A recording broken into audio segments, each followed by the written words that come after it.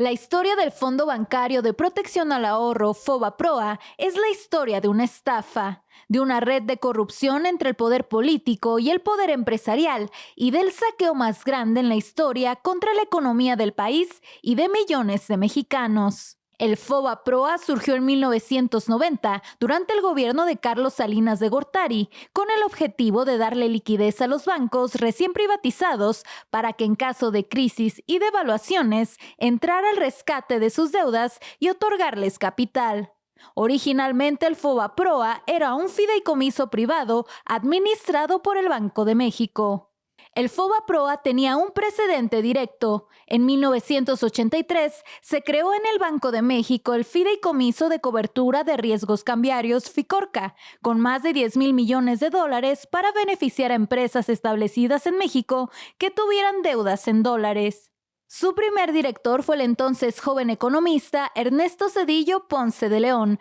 recién doctorado en la Universidad de Yale. El FICORCA, como el FOBAPROA, fue un instrumento para beneficiar a grandes empresarios que contribuyeron a las campañas políticas del PRI y al ascenso de la nueva élite de tecnócratas. FICORCA benefició al menos a 209 empresas que pertenecían a los 30 grupos empresariales más poderosos. En diciembre de 1994, tras el final trágico del sexenio de Carlos Salinas de Gortari y ante el escenario de un enorme déficit en la cuenta corriente, a su llegada a la presidencia de la República, Ernesto Zedillo decidió devaluar el peso de manera discrecional, avisando solo a un grupo selecto de empresarios nacionales y extranjeros, provocando con ello una fuga de capitales súbita, el aumento de las tasas de interés y la consecuente quiebra de millones de empresas y de mexicanos que no pudieron pagar sus deudas con los bancos. La cartera vencida se disparó en 150% en solo unos meses.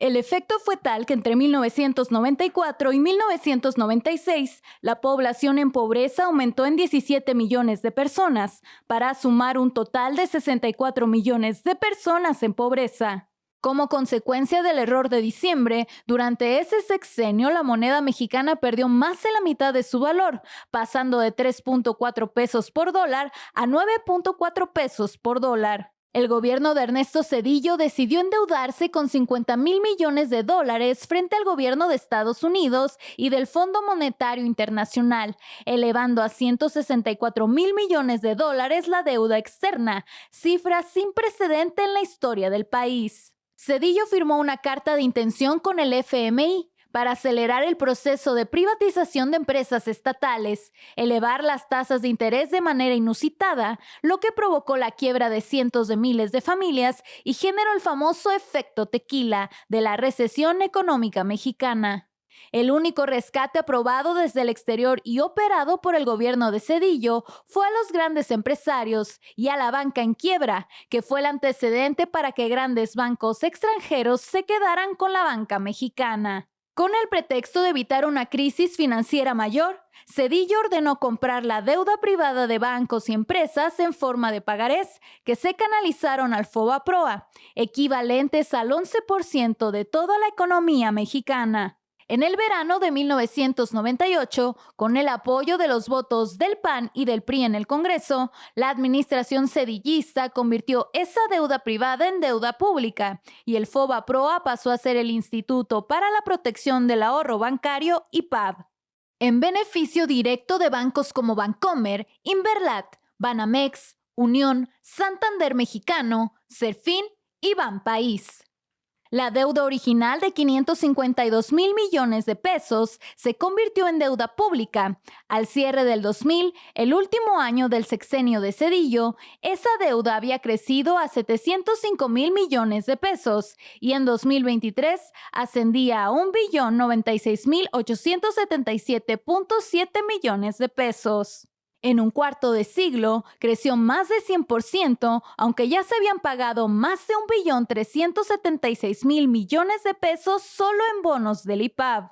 Se trata del saqueo más grande a las arcas mexicanas y un acto de corrupción que contó con el apoyo de legisladores del PRI y del PAN en contubernio con grandes empresarios y políticos que se beneficiaron directamente de este proceso. No fue casual esta complicidad. Entre los empresarios beneficiados están varios políticos del PRI y el PAN, cuyas empresas se beneficiaron del FOBAPROA, como Vicente Fox, Fernando Senderos Mestre, el regiomontano Fernando Canales Clariont, José Eduardo Robinson Burs Castelo o los empresarios políticos Carlos Hank Ron, que donó $25 millones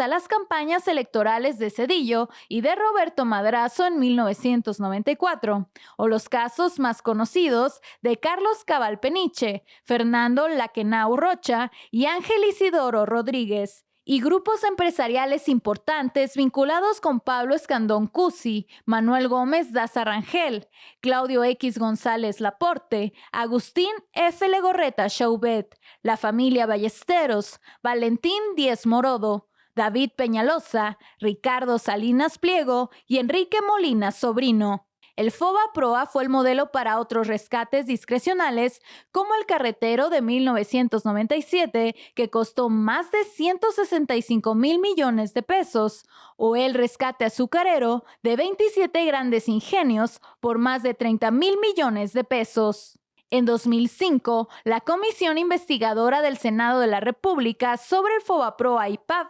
consideró a este mecanismo como un despojo en el que se detectaron operaciones irregulares por montos millonarios, por las que se presentaron denuncias por defraudación fiscal, tráfico de influencias, uso indebido de atribuciones, conflicto de intereses, fraude corporativo, uso de información privilegiada, engaño y perjuicio a la nación.